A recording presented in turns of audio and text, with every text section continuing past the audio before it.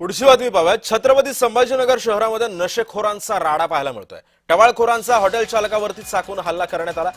Hotel चालक यामध्ये गंभीररित्या जखमी झाला। छत्रपती संभाजीनगर शहरामध्ये नशेखोरांनी राडा घातला।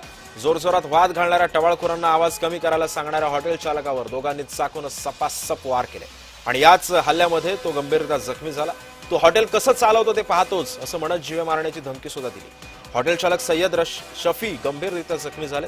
या प्रकरणी हल्लेखोर रईस आणि शेख याच्यावरती सिटी चौक ठाण्यामध्ये पोलिसांनी गुन्हा दाखल केला। या संदर्भात अधिक माहिती जाणून घेऊयात। माझा सहकारी विजय छिडे सध्या आपल्या सोबत आहे। विजय, हा वाद नेमका काय पूर्व वैमनस्यातून झाला होता का आणि सध्या पोलीस कशा पद्धतीने या प्रकरणाचा तपास करतायत? सिद्धेश, हे संपूर्ण जे मुलं आहेत ते हॉटेल समोर मोठ्याने राडा घालत होते। त्या ठिकाणी नशा करून ते आलेले होते आणि मोठमोठ्या प्रकारात त्या ठिकाणी आरडाओरडा देखील करत होते।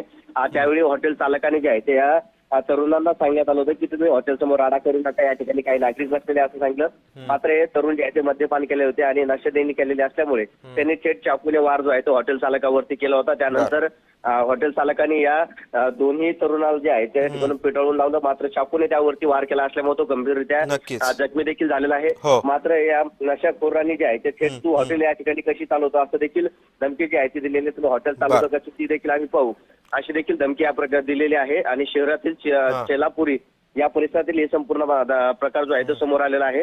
आता या प्रकरणी जर पाहिलं दोघांविरुद्ध आता पोलीस ठाण्यात गुन्हा देखील दाखल करण्यात आला आहे। पोलीस जे आहेत हे आरोपीने नक्कीच, त्यामुळे आता पोलीस काय कारवाई करतात हे सुद्धा पाहणं तितकंच महत्त्वाचं ठरणार आहे। धन्यवाद विजय, तू दिलेल्या या सविस्तर माहितीबद्दल।